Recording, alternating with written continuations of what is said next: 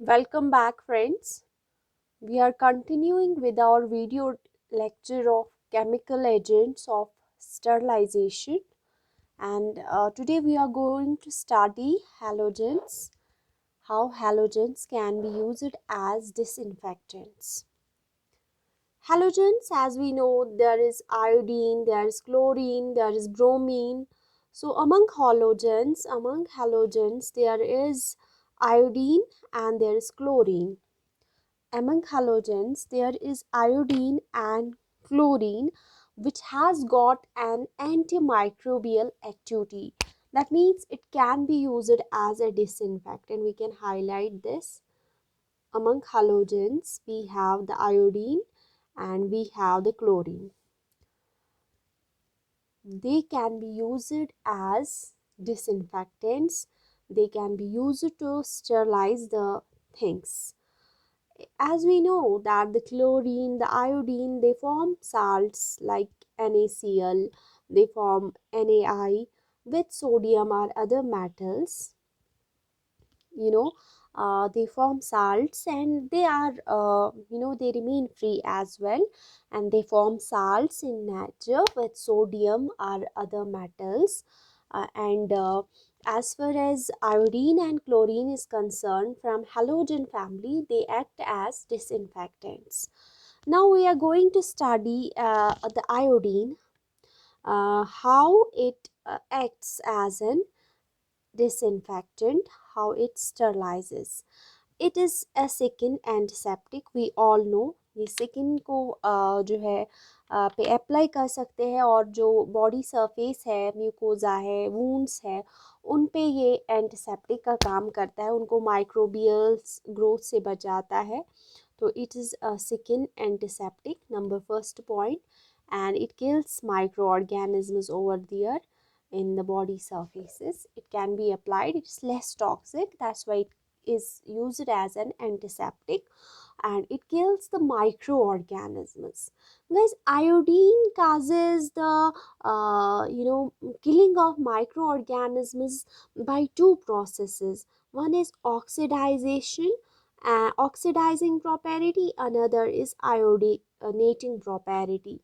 Oxidizing property is that it causes oxidization of the cell constituents and thereby kills the bacteria.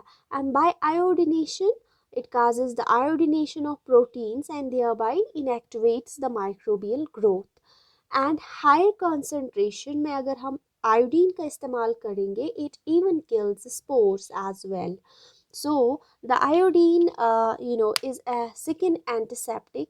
It kills the microorganisms by oxidizing their constituents and by iodinating their cell proteins. And even at higher concentration, they can be used as spores. Iodine spores को भी kill करता है. Iodine at higher concentration kills the spores. Now the two forms are available. One is tincture of iodine and another is iodophore. As far as tincture of iodine is concerned, what is that? Tincture of iodine होता क्या है? It is nothing but it's a iodine 2 to 7% with potassium iodide in a water or ethanol solution. जब हम iodine 2 to 7% लेंगे और उसमें हम add करेंगे पोटाशियम आयोडाइड, और फिर इसको एक सॉल्यूशन में लेंगे, जो सॉल्यूशन जो है वो वाटर और एथेनॉल का होगा, उसको हम टिनिक्चर ऑफ आयोडीन बोलते हैं. तो हमें कुछ नहीं करना, हमें आयोडीन लेना है. लिया हमने आयोडीन, कितना परसेंट लेना है? आयोडीन हमने लिया जो कि I2 है, आयोडीन 2 to 7% लेना है. इसके साथ हमें ऐड करना है पोटाशियम आयोडाइड. जब हम इन दोनों को ऐड करेंगे, इनको हमें एक्वस सॉल्यूशन में डालना है, जो कि वाटर और इथेनॉल का बना होगा. वाटर और इथेनॉल का बना होगा ये सॉल्यूशन. तो हमें मिल जाएगा टिनेक्चर ऑफ आयोडीन. तो टिनेक्चर ऑफ आयोडीन जो है वो एक इफ़ेक्टिव एंटीसेप्टिक है, इसकी बहुत अच्छी एंटीसेप्टिक प्रॉपर्टी है। और लेकिन इसका देखा गया है कि ये स्किन एलर्जी कर सकता है और येलो स्टेन जो है वो लेफ्ट रहता है by using the tincture of iodine. इसमें दो ही खामियां है कि स्किन एलर्जी हो सकती है और येलो स्टैंडिंग लेफ्ट रहती है।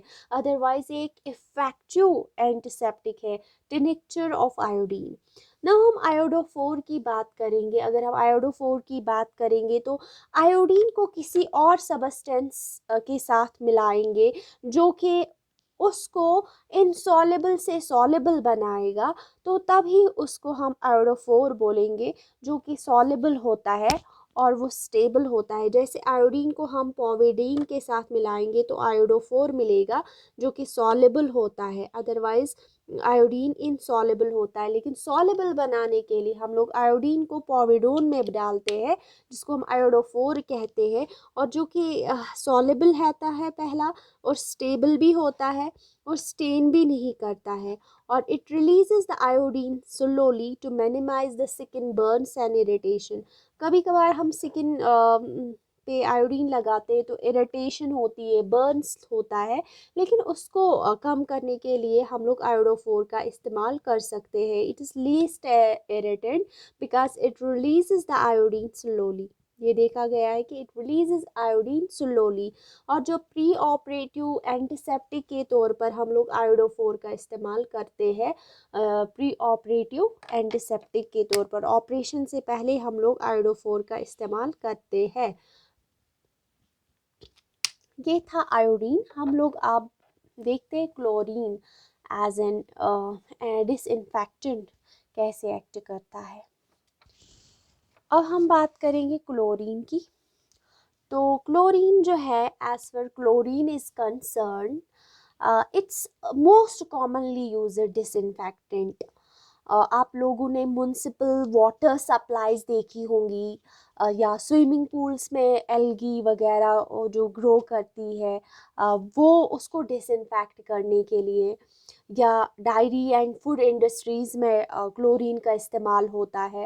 लैब में एज अ डिसइंफेक्टेंट हम लोग क्लोरीन का इस्तेमाल कर सकते हैं, या ब्लीचिंग एजेंट के तौर पर to remove the stain from clothes and all that हम लोग इस सब का इस्तेमाल जो है के लिए क्लोरीन का इस्तेमाल करते हैं। क्योंकि क्लोरीन जो है हम लोग वाटर को ट्रीट करने के लिए, जो म्युनिसिपल वाटर सप्लाईज घर तक आती है उसमें क्लोरीन टैबलेट्स का इस्तेमाल करते हैं।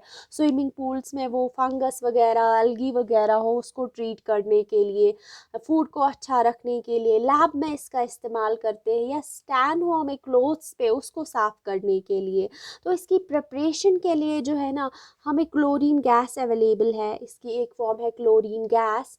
इसमें सोडियम हाइपोक्लोराइट भी एक फॉर्म आती है जिसको हम लोग हाउस होल्ड ब्लीच बोलते हैं, और जिसकी कॉन्सेंट्रेशन 5 to 2.5%, सॉरी 5.25%, जिसको हम लोग सोडियम हाइपोक्लोराइट या हाउस होल्ड ब्लीच बोलते हैं। ये मेन फॉर्म है जिसको यूज़ किया जाता है, कॉन्सेंट्रेशन 5.25%।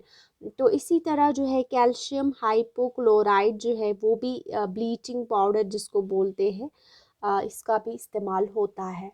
तो ये क्या करता है, ये सारे चाहे क्लोरीन गैस हो, सोडियम हाइपोक्लोराइट हो, या कैल्शियम हाइपोक्लोराइट हो, ये हाइपोक्लोरस एसिड रिलीज़ करते हैं।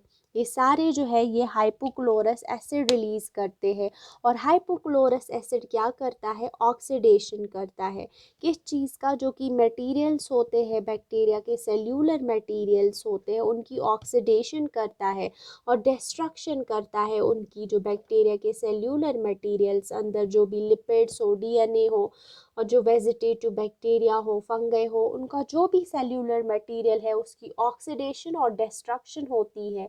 Destruction of vegetative bacteria, fungi, but not spores. Spores को क्लोरीन या हाइपोक्लोरस एसिड जो रिलीज़ होता है इन सब सबस्टेंसेस से, और उससे स्पोर्स को कुछ भी नहीं होता। लेकिन बैक्टीरिया, जो वेजिटेटिव बैक्टीरिया है, फंगई है, वो सब किल हो जाते हैं, उनका सेल्यूलर मटेरियल और की ऑक्सीडेशन हो जाती है, उनकी डिस्ट्रक्शन हो जाती है, उस तरह से वो किल हो जाते हैं। इसका डिसएडवांटेज है क्लोरीन का ये भी कि क्लोरीन जो है क्योंकि ये ऑर्गेनिक मटेरियल के साथ इंटरफेयर करता है, तो इसका जो एक्शन करने के लिए हमें बहुत अमाउंट की ज़रूरत पड़ती है क्लोरीन की, बिकॉज ऑर्गेनिक मैटर जो है that interferes with the action of chlorine, so increased amount of fluorine is needed for action because it interferes with organic matter. Then this one, sodium hypochlorite, is corrosive as well. It's a corrosive substance, and it's not active against the giardia and cryptosporidium के खिलाफ जो है, it's not active chlorine. और ये जो sodium hypochlorite है, it's unstable, ये disintegrate होता है, डिग्रेड होता है एक्सपोजर टू एयर, सो ये अनस्टेबल है। इस तरह से ये इसके डिसएडवांटेजेस हुए। इसके बाद हम लोग स्टडी करेंगे ऑक्सीडाइजिंग एजेंट्स कैसे डिसइंफेक्टेंट्स एक्ट करते हैं। ऑक्सीडाइजिंग एजेंट्स में हमारा जो एग्जाम्पल है वो है हाइड्रोजन पेरोक्साइड। नंबर 1 याद रखिए, हाइड्रोजन पेरोक्साइड एक ऑक्सीडाइजिंग एजेंट है। ये हाई लेवल का डिसइंफेक्टेंट है और स्ट्रॉन्ग ऑक्सीडाइजर है। हाई लेवल ऑफ डिसइंफेक्टेंट माना गया है हाइड्रोजन पेरोक्साइड को। अगर हम बात करेंगे कि एक्ट कैसे करता है, क्योंकि ये ब्रेक हो जाता है हाइड्रोजन पेरोक्साइड, ये हाइड्रोक्साइल जो फ्री रेडिकल्स है जो कि बहुत टॉक्सिक होते हैं to the membranes, to the lipids, to the DNA of the bacteria, जब ये इन पे टॉक्सिक होते हैं ये हाइड्रोक्साइल फ्री रेडिकल्स, तो ये मर जाते हैं। इस तरह से ये डिसइंफेक्टेंट एक्ट करता है, ये फ्री रेडिकल्स रिलीज करता है हाइड्रोजन पेरोक्साइड। और इसकी जो कॉन्सेंट्रेशन है 3 to 6% जो कॉन्सेंट्रेशन में ये इफ़ेक्टिव है। और जब हम लैब में देखते हैं तो वेंटिलेटर को डिसइंफेक्ट करने के लिए जो है वो best oxidising agent hydrogen peroxide ventilator को डिसइंफेक्ट करता है। जो हमारे कॉन्टैक्ट लेंसेज होते हैं उनको डिसइंफेक्ट करता है। और जो टोनोमीटर होता है, बाईप्रिज्म्स होते हैं लैब में ऑप्थेमोलॉजी में, उनको डिसइंफेक्ट करने के लिए एक बहुत ही अच्छा डिसइंफेक्टेंट है हाइड्रोजन पेरोक्साइड। ये था हमारा केमिकल एजेंट्स। Thank you.